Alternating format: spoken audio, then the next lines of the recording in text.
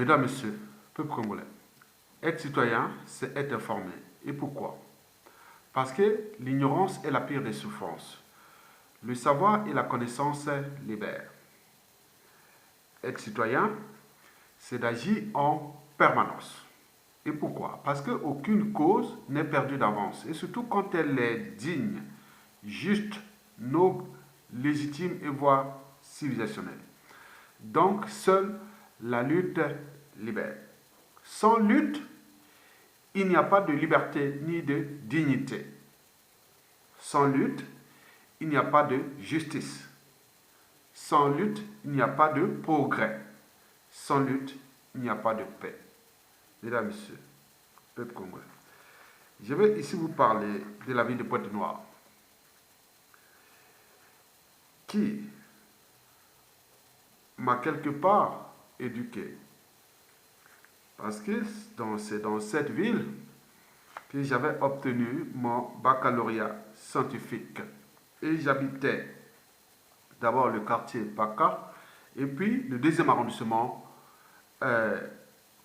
Mvumvu, exactement à la rue Tikaya Chilombo, au numéro 1. Mesdames, Messieurs, peuple congolais, donc toute l'agglomération, je la connais du point de vue citoyen, mais également du point de vue scientifique et scientifique environnementaliste et écologiste et intellectuel congolais et tout ce que vous pouvez penser d'un citoyen, du citoyen d'un État. D'ailleurs, j'avais passé les vacances de Pâques, donc j'étais au lycée dans le Mayombe. Et donc je connais bien cette région qui s'étend de la frontière avec le Gabon au nord et au sud avec l'enclave du Cabinda qui est la partie angolaise. Et à l'est, c'est tout justement la région ou département du Niari avec le Mayombe et à l'ouest, c'est l'océan Atlantique.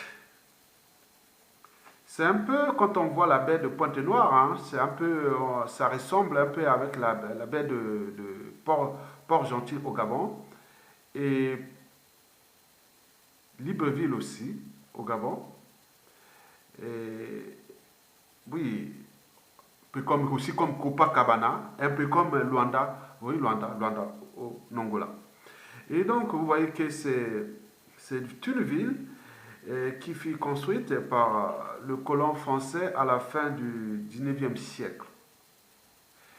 Et les premières administrations de cette ville commencèrent à partir du début de la guerre mondiale, la deuxième. Bon, cette ville, que je vais vous montrer seulement le centre-ville, qui couvre un dixième de la ville, et ce centre-ville fait en quelque sorte, je dirais, 1,5 km de long et 3,5 km de large. Si on ajoutait aussi le port maritime de Pointe-Noire. Ce fut la porte d'entrée déjà de l'Afrique centrale parce que ce port-là est intéressant parce qu'avec le chemin de fer qui fut construit par les colons français en 1921 à 1900 points, et dans le cadre, je pense, et bon, ce port-là est en eau profonde. C'est le plus grand même de l'Afrique centrale. Donc, les marchandises arrivaient que ce soit de l'extérieur ou de l'intérieur, arrivaient au port de Pointe-Noire. Mais il y a le chemin de fer là qui amène jusqu'à Brazzaville sur une distance de 510 km. Et Brazzaville, là-bas, c'est en face de Kinshasa, là où il y a le deuxième fleuve le plus puissant du monde, après l'Amazonie. Donc nous sommes là dans le bassin du Congo, l'Amazonie de l'Afrique. Et donc, Pointe-Noire ressemble un peu à Rio de Janeiro, à Copacabana, des choses comme ça. Bon, très bien. Donc, vous allez regarder un peu cette ville qui est la deuxième ville du Congo, après Brazzaville, la capitale. Et donc, ça, cette ville-là que vous voyez, Pointe-Noire, est quelque part devenue aussi l'auberge des biens mal acquis. Parce qu'on parle toujours des biens mal acquis, mais on oublie que Pointe-Noire aussi est devenue l'auberge des biens mal acquis de Sassou et d'Enguesso. Et à la suite, inéluctable de Sassou et d'Enguesso, la chasse aux cavernes d'Ali Baba, elle ne va pas que se passer à Brazzaville, la capitale, ou à l'étranger, là où ils ont cassé les magots des biens mal acquis partout, partout. Mais là, la ville, là, elle auberge des biens mal acquis de Sassou et d'Enguesso. Donc, c'est une ville qui a aujourd'hui 800 000 habitants à peu près. Mais si on s'étend jusqu'à l'agglomération de Pointe-Noire, donc on arrive à 1,5 million d'habitants. Mais ce n'est pas là que je vais m'appesantir. Mais je vais m'appesantir sur le malheur que Sassou Nguesso a porté à cette ville-là. Cette ville n'a cessé de résister à Sassou Nguesso. Déjà au point de vue politique, en 1992, quand il y avait l'élection présidentielle libre et transparente, après la fin du marxisme-léninisme, Sassou Nguesso fut copieusement battu par le président Pascal Lissouba. Et 5 ans après, Sassou Nguesso était rentré en France, il a organisé un coup d'État sanglant France-Afrique et qu'il a remis au pouvoir en 1997 et jusqu'à nos jours. Et d'ailleurs, en 2016, le général Moukoko s'est présenté et il a copieusement battu Sassou Nguesso dans cette ville. Sassou n'a eu que 8% dans cette ville, et alors que Moukoko arrivait à des pourcentages de 56-58%. Donc, vous avez tout compris les enjeux. Donc, cette capitale, qui est la ville économique, pourquoi ville économique? Parce que le pétrole n'a cessé de couler à flot dans cette ville-là depuis presque 45 ans déjà, qui fait d'ailleurs du Congo le 4e pays producteur du pétrole du continent noir. Mais ce pétrole, avec Sassou Nguesso, nous sommes rentrés dans ce qu'on appelle le malheur de l'or noir en Afrique. Donc cette ville-là, que vous voyez, c'est le centre-ville construit par le colon français, qui couvre 1/10 de la ville. Mais quand vous allez dans l'arrière-ville, vous allez voir vraiment le quart-monde, oui, entre les ghettos chics placés dans le quart-monde. Et donc cette ville a des problèmes d'assainissement, des problèmes de réseaux de canalisation d'eau potable, d'eau usée, des égouts, tous sont vétustes. Et surtout les centres-villes qui a été légué par le colon français. Et donc nous allons rentrer là pour comprendre comment cette ville était devenue le malheur, le porte-malheur du pétrole en Afrique. Mesdames, Messieurs, peuple congolais, la caverne d'Ali Baba, des Sassou et d'Enguesso, ils ont construit des biens immobiliers et tout compagnie là-bas. Bon, quand vous rentrez là-bas, vous allez dire, ah tiens, on est chez les Sassou et l'Enguesso. Donc, disons, la privatisation ou, oui, l'acquisition de biens immobiliers ou de biens privés ou de propriétés privées est poussée à l'extrême avec l'argent du peuple congolais. Et donc, nous sommes là, demain, nous allons rentrer ce qu'on appelle la caverne d'Ali Baba. Les biens mal acquis ne sont pas qu'en France, en Occident et autres. Je vous dis qu'à l'échelle intérieure, les biens mal acquis couvrent aussi quelque part, ça c'est l'indicateur qui est là, que j'ai mis les doigts. Hein. Vous voyez là où il y a les doigts, c'est l'indicateur qui est là, qui passe là. Voilà, il est là.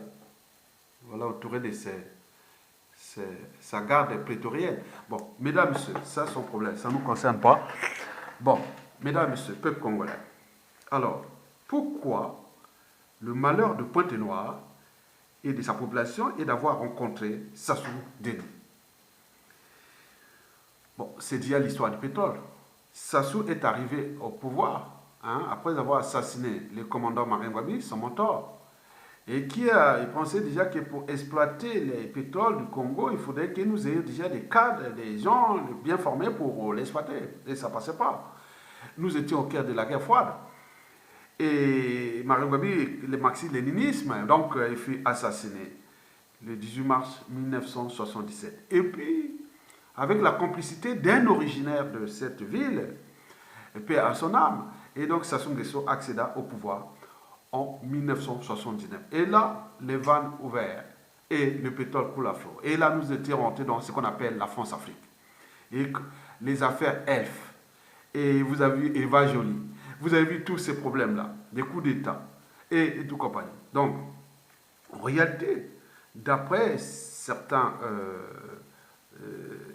experts, le pétrole du Congo là n'a bénéficié à ce pays-là qu'à hauteur seulement, je parle au net des recettes pour le Congo, moins de 10%. Quatrième pays producteur de pétrole du continent, moins de 10%. Où est passé le reste? Le reste est passé, une partie pour le régime, Sassou Nguesso et ses dignitaires et le clan et autres. Et la grande partie est partie, c'est Elf à l'époque, et puis Total aujourd'hui. Donc, nous sommes là au cœur de la France-Afrique. Cette ville-là est le symbole du malheur qui porte le Congo à travers cet or noir. La France-Afrique qui est là. Où un ancien ministre français l'avait pourtant dit dernièrement, pourquoi nous payons si cher des taxes sur le pétrole alors qu'on le prend gratuitement au large du golfe de Guinée, c'est-à-dire au Congo-Brazzaville, au Gabon. Alors, donc vous avez tout compris. Mais quand on parle du Gabon, du Congo-Brazzaville, vous voyez qu'on ne parle des Sassou, des Bongo et tout compagnie. Vous comprenez que le Gabon, le Pointe-Noire, n'est pas loin de Libreville, là à côté. Et donc vous comprenez que nous sommes là, au cœur des enjeux majeurs. Et donc, moi, pour vous dire que Denis Sassou Nguesso a porté la poisse, ce qu'on appelle la poisse. Et cette ville n'a cessé de résister à Sassou Nguesso. Et en résistant à Sassou Nguesso cherche toujours à punir cette ville-là, qui est devenue la capitale pétrolière la plus sale au monde. Et donc, je veux parler ici des indicateurs de cette poisse, de ce malheur, et que vous allez comprendre. Donc, en réalité, quand on voit Sassou Nguesso, on voit le malheur du Congo. On voit Sassou Nguesso, on voit le malheur de cette ville qui a tout donné au Congo. Et qui, si on n'avait pas eu cette erreur-là, ou cette malchance de rencontrer Sassou Nguesso, c'est avec ce pétrole-là, nous serons comme des petits Émirats d'Afrique. Parce que, hormis Sassou Nguesso, il y a toujours des gens qui avaient la volonté de gérer au mieux ce pétrole. Même en renégociant les contrats avec la France-Afrique, avec Total et autres, parce que Elf puis Total fut la chaîne d'abord gardée des intérêts vitaux de la France en Afrique. Donc c'est mêle entre agents secrets et lobbyistes et tout compagnie. Donc c'est vraiment un acharnement. Et donc, Pointe-Noire. Quand vous voyez Pointe-Noire, le centre-ville, oui, c'est joli à l'époque, c'était joli, mais aussi aujourd'hui, mais on rentrait là, derrière, ça commençait à... Oui, mais aujourd'hui, c'est la poubelle. Mesdames, Messieurs, peuple congolais. Alors, pour comprendre que Sassou Nguesso est le malheur de cette ville, il faut aller voir du côté des indicateurs. Les indicateurs, c'est que je vais prendre ici, indicateurs de santé publique. Et donc, je vais parler du nombre de morts. Je vous informe qu'aujourd'hui, à Pointe-Noire, pour une population déjà de 800 000 habitants, l'agglomération 1 million et quelques, et je vous informe qu'il y a 150 cadavres de tout âge par jour. Et pourquoi? 150 cadavres de tout âge et par jour. C'est vous comprendre que Sassou est méchant. Il est trop mauvais. J'ai même eu un grand dignitaire du Nord, Congo, me l'a dit. Je travaille avec Sassou, je le vois, mais chaque fois qu'il vient vers moi, j'évite toujours de les porter, les saluer. Je dis non, mais pourquoi? C'est à cause de ces fétiches. Non, c'est pas à cause des fétiches, c'est dans la tête, je suis un cerveau. Même si le système est comme ça, c'est pas à cause du cerveau. Mais parce que dans ses mains, il porte le sang des Congolais. Il porte le drame, la tragédie et autres du Congo. Donc je ne veux pas mêler ça, mais elle est bourrée de sang. C'est comme si vous mettez la main dans le coronavirus, le Ebola ou tout compagnie. C'est vraiment, c'est désastreux. Et donc il a toujours évité, c'est pas à cause de ses fétiches, mais il dit il est l'incarnation du méchant, du mauvais. C'est lui qui n'aime pas même ce pays, et surtout même ses semblables, même toutes les dictatures. Partout il y a eu des dictatures. Il y a des dictateurs nationalistes, patriotes ou autres. La plupart des dictateurs ont été des nationalistes ou indépendantistes ou autres. Mais le nôtre est le contraire. Il est contre ce pays, il est contre ce peuple. Donc nous sommes, avec Sassou Nguesso, nous sommes comme un corps sans un petit corps. Vous imaginez. Et donc il est en proie à toutes les maladies, toutes les microbes. Et donc aujourd'hui, les Congolais sont devenus comme des étrangers dans leur propre pays. On les maltraite et vous avez tout compris. C'est comme un acharnement. Et donc nous cherchons vraiment à le faire partir. Mais comme il a tellement détruit les esprits, les âmes et tout compagnie avec acharnement. Donc il est difficile aujourd'hui pour nous de mettre toutes les solutions pour qu'ils puissent partir. Mais l'espoir fait vivre, mais les peuples ont des destins et même les nations. Je suis sûr et certain que même dans les cieux, on nous regarde qu'est-ce qui est venu faire Sassou Nguesso contre ce peuple-là. Et rentrera dans l'histoire de ce que d'autres disent que à la suite de Sassou, qui on va encore entendre parler de Sassou, c'est comme Hitler en Allemagne. Qui a entendu encore parler d'Hitler en Allemagne et non Hitler à l'école ou autre. Qui a entendu encore parler de Pétain en France ou autre. Non, Sassou, ça sera pareil. Parce qu'il était venu punir le Congo. Et donc nous avons eu une autre dose. Mesdames, Messieurs, peuple congolais. Alors, pourquoi 150 cadavres de tout âge meurent à Pointe-Noire par jour? Donc, aller à Pointe-Noire, c'est mesurer déjà l'indicateur déjà de ce qui passe dans le reste du pays, parce que c'est la capitale économique. Et donc, si elle est dans la merde, mais combien de fois le reste du pays? Et la capitale déjà politique, Brazzaville, qui est dans la même situation que Pointe-Noire. Et donc, vous allez comprendre pourquoi les gens meurent chaque jour à Pointe-Noire comme des mouches et on trouve des cadavres de tout âge. On parle de 150 cadavres par jour. Ça, c'est ce qui est déclaré parce que les autres, ils sont là-bas, ils amènent, ils ne vont même pas à la morgue, hein. Ils vont directement dans les villages. Donc vous imaginez, c'est plus que ça. Et d'ailleurs, depuis que Sassou Nguesso est au pouvoir, la population congolaise essaie de décroître. Or que la superficie du Congo-Brazzaville, c'est l'équivalent de la superficie de l'Allemagne, de la Côte d'Ivoire et du Japon. Le Japon, combien d'habitants? 125 millions à peu près d'habitants. Alors qu'on a la même superficie. L'Allemagne, à peu près 80 millions, alors qu'on a à peu près la même superficie. Et nous les dépassons, les trois pays-là, un peu de superficie.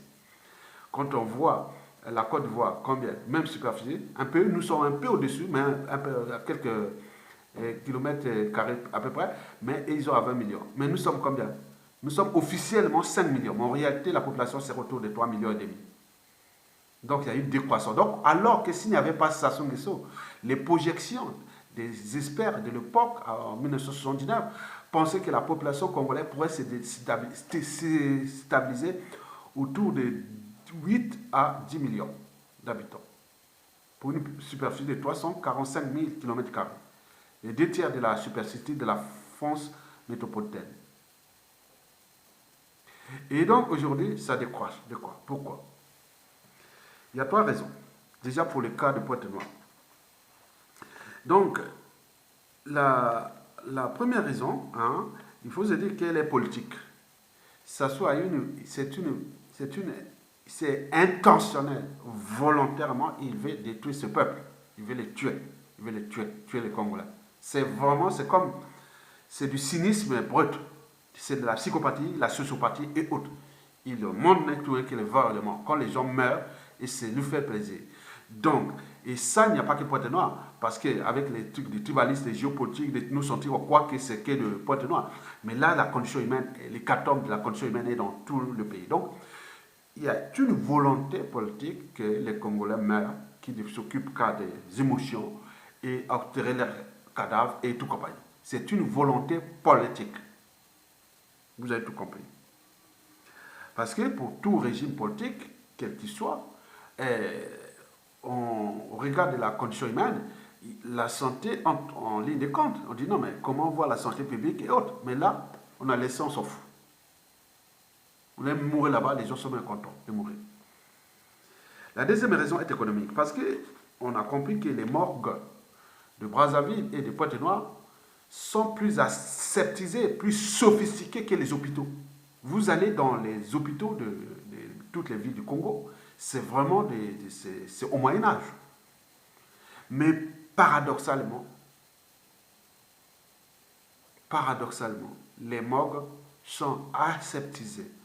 Ils sont vraiment nickel et autres. Donc, il y a quelque part un investissement. Quand on parle d'investissement, il y a un coût. Donc, derrière, il y a un marché.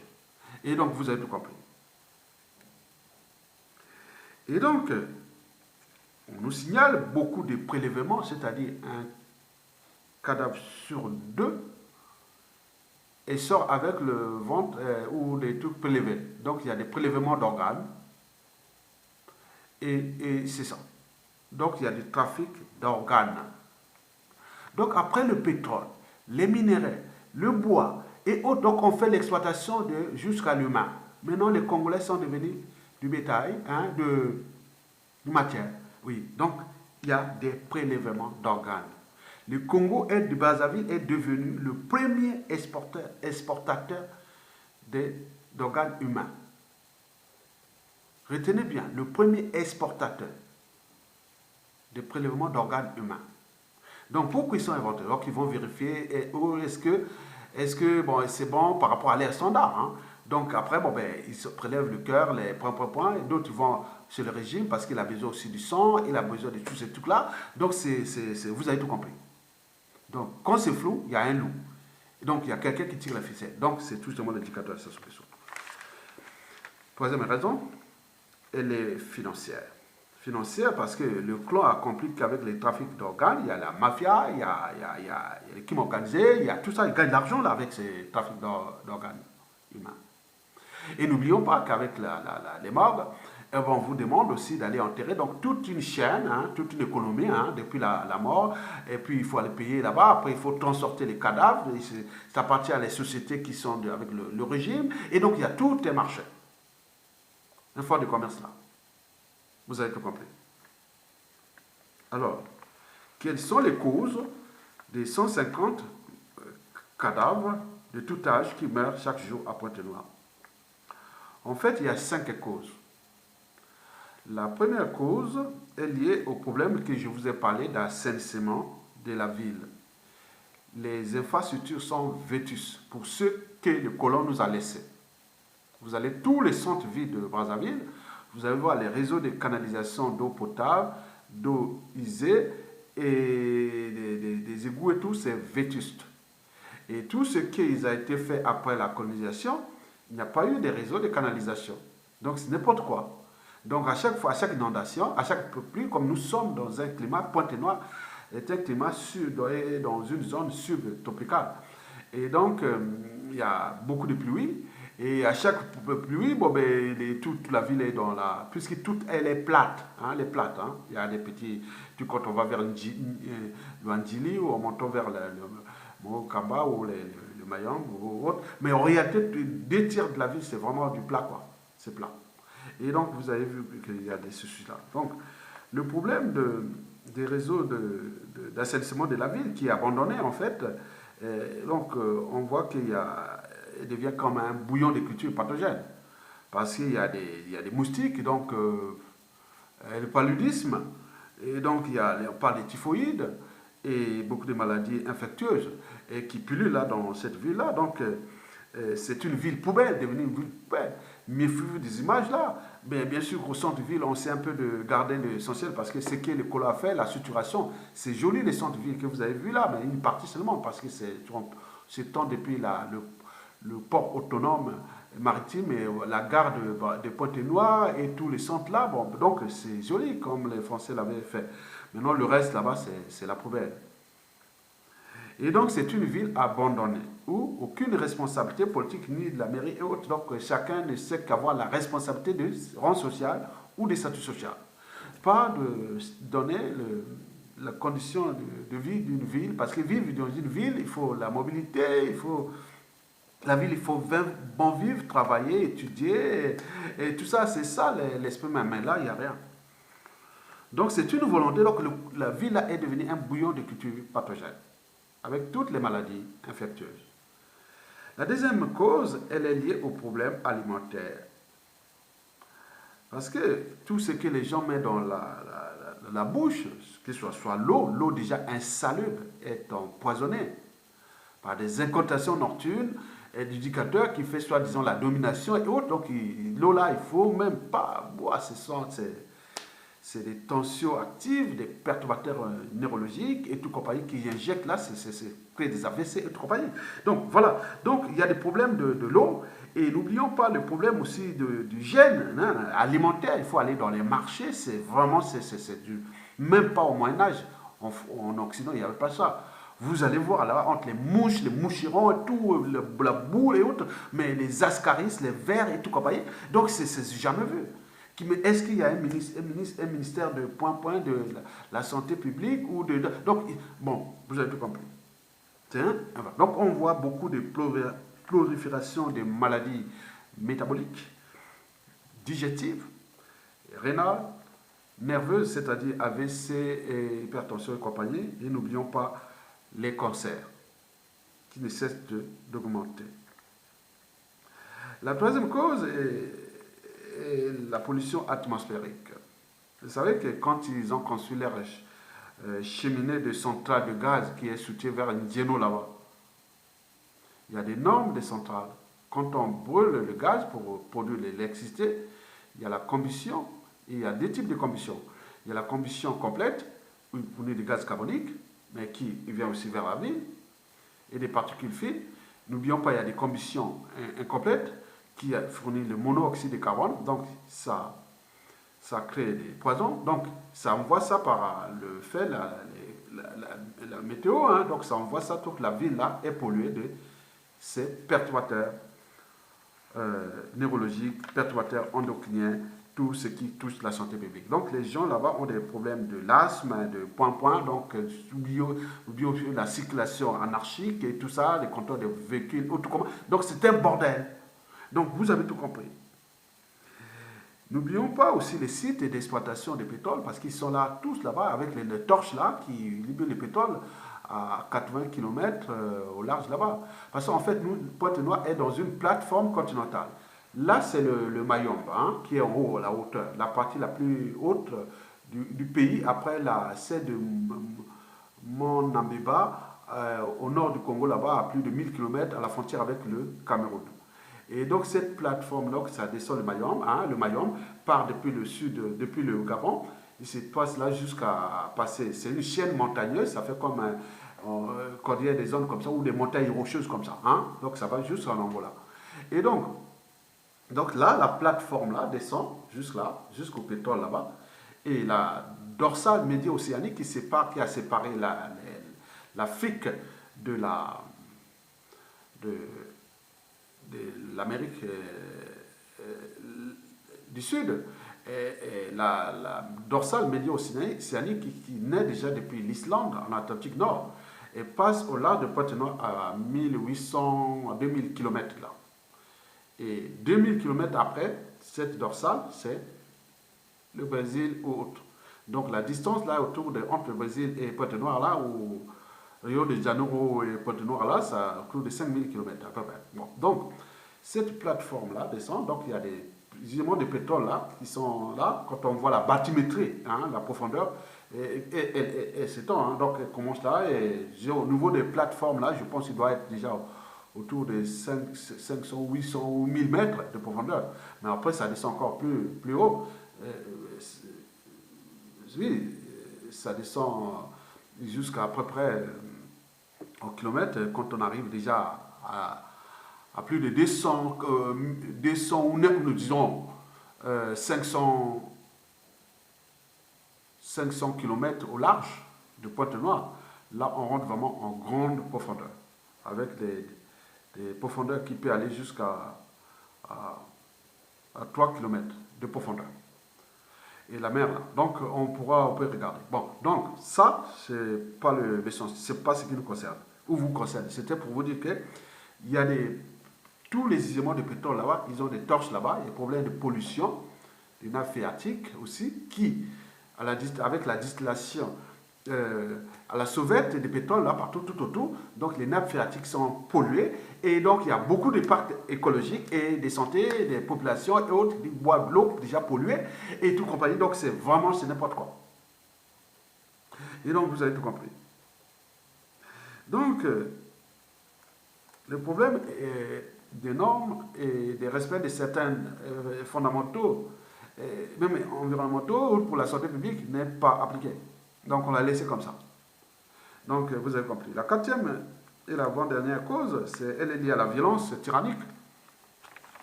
Parce qu'il y a quand même beaucoup d'arrestations arbitraires, des tortures, des disparitions forcées ou suspectes. Des gens, voilà, la criminalité ordinaire, la criminalité est partout dans le monde. Hein. Donc il y a des gens qui tuent aussi, bon ben, ils tuent les gens, bon ben, ou empoisonnement, ou tout compagnie, bon ben, ça rentre aussi dans les cahiers de charges. Mais dans la quatrième cause, là, c'est surtout la violence politique qui règne, là, parce qu'il y a beaucoup de gens qui sont torturés, assassinés et autres. Donc, parce que le but du dictateur, c'est que les gens se soumettent à lui, parce que ceux qui veulent contester, parce que cette ville est devenue le symbole de la contestation contre la dictature. Pour des raisons déjà précédées, mais également pour la tyrannie. Il dit non, mais si cette ville-là se révolte, et surtout qu'elle a voté Jean-Marie Michel Mokoko, le président élu, que Sassou Nguesso a emprisonné, donc Sassou Nguesso était rancunier. Il est dit non, mais pourquoi? Donc il est jaloux, il est ceci, donc il veut punir. Donc nous, c'est ça le problème. Et donc la cinquième et dernière cause, c'est surtout l'abandon des soins, hein, des centres de soins. Donc on peut tomber malade, il y a des gens qui peuvent être sauvés, mais là on ne peut plus sauver parce que les hôpitaux dans tous les pays sont laissés à l'abandon. Et ils viennent se soigner ici. Ils ont même des pactes ou des contrats avec les meilleurs hôpitaux du monde, notamment en France, en Occident, tout, où ils envoient leurs familles par avion médicalisé. Mais là-bas, les gens sont dans la merde. Quand vous allez là-bas, écoutez, vous allez comprendre ça. Moi qui est déjà, moi, pas seulement scientifique, je suis biologiste. Hein? Donc, voilà. Donc, à un moment donné, on s'est dit, bon, c'est malheureux. Quand vous avez les malades qui arrivent dans ces hôpitaux, il y a 2/3 qui vont dans ces hôpitaux attrapent ce qu'on appelle les maladies nosocomiales. 2/3. Ça veut dire qu'il y a un problème. Donc, les hôpitaux là deviennent des bouillons de culture pathogènes. Vous allez accompagner quelqu'un qui est malade, dans 2/3 des cas, vous sortez malade. Et quand vous repartez à l'hôpital pour être hospitalisé, dans 2/3 des cas, vous allez mourir. N'oublions pas que le personnel hospitalier, 1/3 est déjà meurt aussi à cause de ça. Donc, toutes les règles et tout compagnie, c'est vraiment du jamais vu. Et même ceux qui sont des médecins et autres, ils ne peuvent pas prendre eux-mêmes aussi quelque part des fondamentaux, puisque la volonté politique est que vous mourrez. Et on veut vous tuer. Il faut tuer, il faut laisser cette population à l'abandon. C'est une punition. Mais pourquoi vous aussi? Il faut se battre quelque part et dire non, mais on fait quand même l'essentiel. Il faut plus. Écoutez, on respecte quand même les règles. Tout n'est pas que financier. On dit non, oui, mais parce qu'ils n'en voient pas. Mais non, des règles du gène, demander à l'air attends, il y a des choses simples. Mais là, mesdames et messieurs, donc vous avez tout compris de cette situation. Donc, quant aux conséquences, il faut dire que la population est déjà en décroissance, parce que je dis là, le pays, c'est à l'échelle nationale, hein, la population en décroissance. Et donc, l'enjeu pour nous, c'est de comprendre comment nous, individuellement et collectivement, on laisse faire, quoi. Déjà, les originaires de cette région, ou de la tribu et autres, bon, la population est cosmopolite, elle a résisté et autres, c'est bien, très bien. Mais du côté des responsables dignitaires, même les dignitaires, de cette région, beaucoup sont avec le régime qui encourage l'hécatombe de la condition humaine, il encourage la destruction de leur écosystème. Quand vous allez surtout la partie sud, hein, c'est-à-dire le Pointe-Noire, vous passez l'aéroport international de Pointe-Noire, qui est le deuxième plus gros aéroport du pays, c'est-à-dire l'aéroport, après l'aéroport de Brazzaville, c'est cet aéroport Agostine Neto, qui est maintenant en pleine zone urbaine. On n'a même pas pensé les problèmes de plan directeur, schéma directeur, assainissement, les plans directeurs, schéma d'urbanisme et l'habitat de la ville et de tout ça. Mais maintenant, la ville, donc, comme Brazzaville d'ailleurs. Donc, tout ça, ce sont des trucs demain à déplacer. Et voilà, donc, donc quand vous allez vers le sud, en allant vers la frontière avec la Cabinda, qui est l'enclave le club du Cabinda, qui fait partie du territoire angolais. Et donc, quand vous allez là, toute cette partie-là est polluée par les distillations de pétrole à la sauvette. Et toutes les particules qui tombent, les nappes phréatiques, les gens vont prendre de l'eau. C'est vraiment, je vous dis, quand vous allez là-bas, on se dit qui est originaire de cette ville ou voilà. La population, oui, mais je parle des dignitaires qui servent encore le régime. On dit qu'ils sont vraiment, l'Africain quelque part est méchant. Quand tu vois leur propre origine, là, quand vous allez jusqu'à la frontière là-bas, les Ndiénou et tout ça là, je ne sais pas s'il y a des gens qui ont des ghettos là-bas, ils ne comprennent pas les normes environnementales quand même. Quand il y a les torches là qui envoient des particules là et tout ça, et l'eau là-bas est polluée et tout ça, et donc c'est comme dans le delta du Niger, dans la tribu des Ogoni. Et donc vraiment c'est ça, delta du Niger au Nigeria, avec la tribu des Ogoni. Vous allez voir, c'est pareil. C'est vraiment injuste et révoltant à la fois. Donc, moi, je voulais vous dire que nous devons nous battre. On a les idées, les problèmes environnementaux, écologiques et tout, on saura comment le faire. On sait que, bon, ce n'est pas un combat qui va être gagné comme ça, mais déjà, quand vous prenez le contrôle d'un pays, et je ne veux pas dire ça parce que les gens vont dire, ah oui, mais s'ils vont venir, ils vont nous foutre des bazars, quoi. Donc, nous, on va pas voir, on va récupérer notre pays pour apporter la santé publique, l'assainissement des villes et tout. On sait comment faire. Donc, ça, on n'aura plus besoin de. Donc, je ne veux pas dire, mais on a des solutions. On a des solutions comment tout cet hécatombe va se transformer parce qu'il y aura des talents, la volonté politique et l'esprit de faire. Parce que le but du jeu d'une ville est de comprendre, de voir que vivre, et travailler, et tout travailler, et se déplacer et se nourrir. Donc, c'est l'enjeu. On vient dans un pays parce que là-bas, on peut aller. Voilà, il y a beaucoup de choses. Mais là, quand on voit ces pupilles, ils font que leurs vidéos sur les centres-villes ou tout ça. Mais les centres-villes là de Brazzaville ou de Pointe-Noire, qui l'a construit? C'est le colon. Mais nous, qu'est-ce qu'on a inventé depuis? Rien du tout. Donc, avec toutes ces ressources, donc, nous devons corriger ça. Et donc, je dis au revoir, bonjour à tous les anciens de PACA et de Vouvou et les anciens de Karl Marx. Où, voilà, à l'époque, moi, c'était Karl Marx. Et après, bon, ben, voilà. Donc, ces côtes de Pointe-Noire là, c'est le port de Pointe-Noire là que Sassou Nguesso est venu inaugurer les affaires de Bolloré. Alors que c'est Bolloré qui a pris le contrôle des ports d'Afrique, surtout d'Afrique francophone, est en train d'être repoussé, vous avez vu, au Cameroun. Mais ce qui devrait peut-être arriver au Congo-Brazzaville, parce que toutes ces affaires de Pointe-Noire, le port là a été acheté dans les conditions d'opacité totale. Mais s'il y a ça, il faut que Bolloré lui-même commence à penser que Sassou n'est pas le pouvoir, Sassou n'est pas loi naturelle, il va partir. Donc il faut que lui commence à comprendre comment nous allons négocier les contrats et qu'il sera vu. Bon, qu'il y a des gens qui travaillent sur ce dossier. Donc s'il ne prend pas conscience du danger, tant pis. Donc nous on ne veut pas. Voilà, donc on a importé des armes, des produits dangereux à travers ce port qui appartient à Bolloré. Nous sommes là au cœur de la zone Centrafrique. Donc vous avez tout compris. Donc mesdames, messieurs, à bientôt.